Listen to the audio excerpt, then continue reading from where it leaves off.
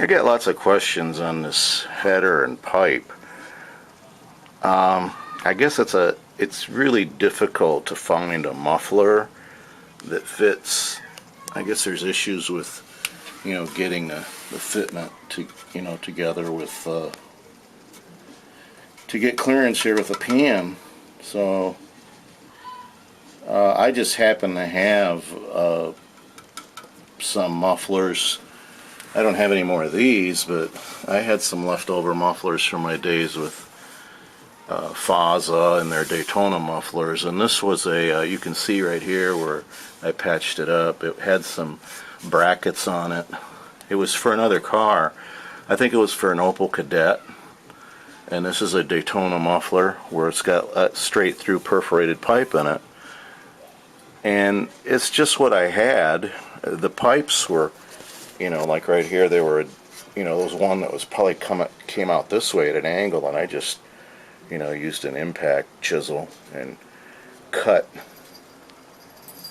the old pipe out of here, and the same thing in the back.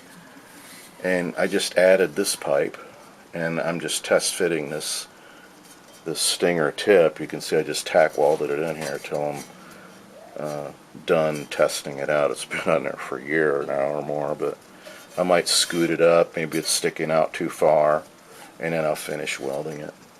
But here you can see where I touched up some holes that I put in it just from chiseling out some of the brackets. I accidentally punched holes in it where I could see the fiberglass packing in there, but I just welded it up. It didn't really hurt anything.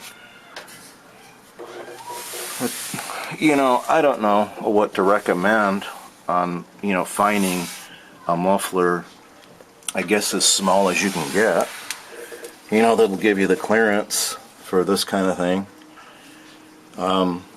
Here's a little trick that I used to use with Al Cosentino. We used to drill like a little tiny hole in some parts, the lowest part of the exhaust system, where you can get drainage to prevent rust. But whatever, I don't know if it actually works, but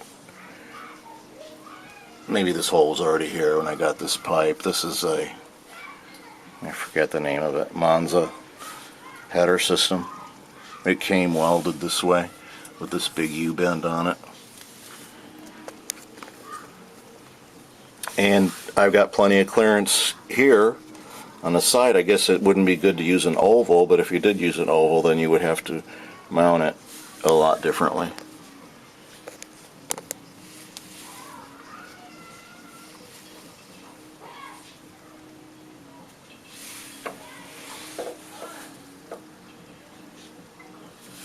And this one is about, I would say, 20 inches long. I don't know how wide it is. I would say probably 6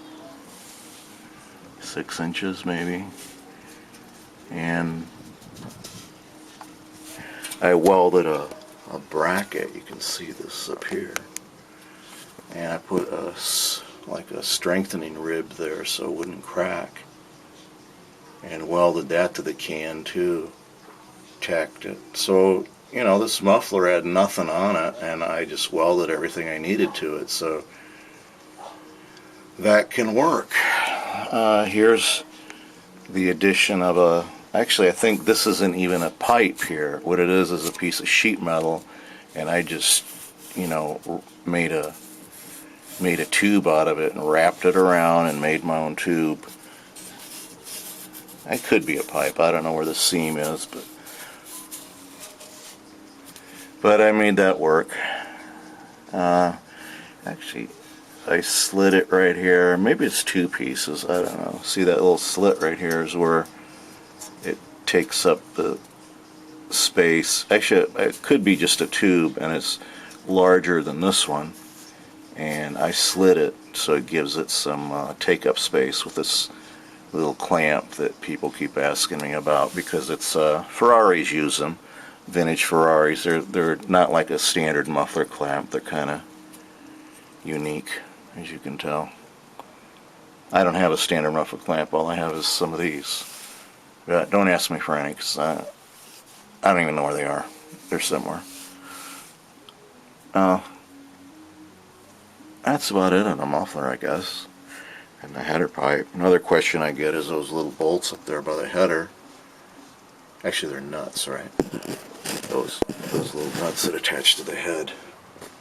You know, I'm using brass ones, and I find the brass come off easier after, you know, a lot of heat cycles, because the metal ones rust on, and it might get hard to take off.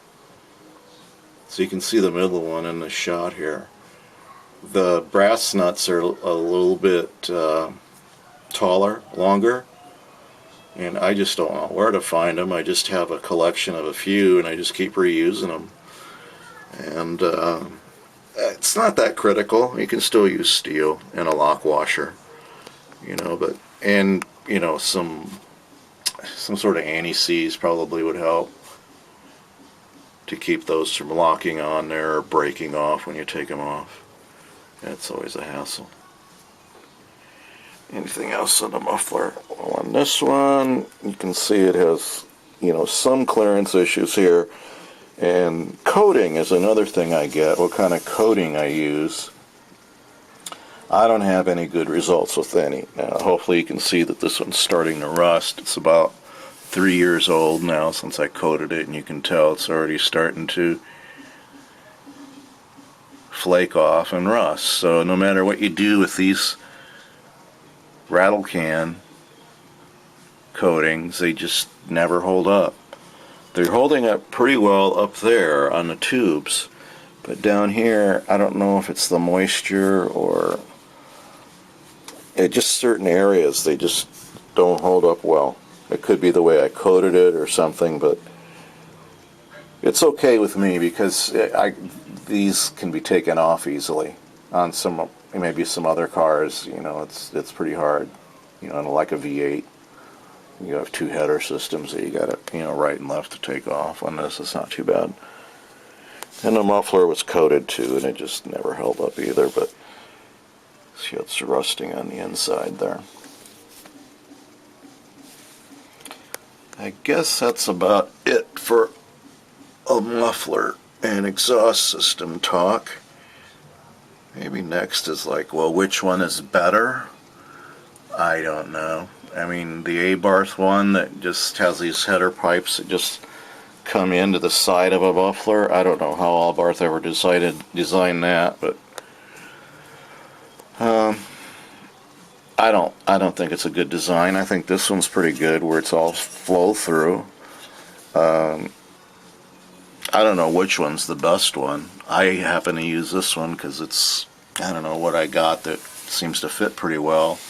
And the pipes up there, the primaries are pretty large. I've got some other systems, they're just not ready to go. You know, they got problems.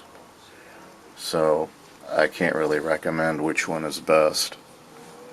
There's one that Daytona made from Faza that I have. Maybe I'll do a shoot on all the mufflers, exhaust systems that are available. I don't have them all, but hey, I'll show you what I got. Anyway, that's probably it for now.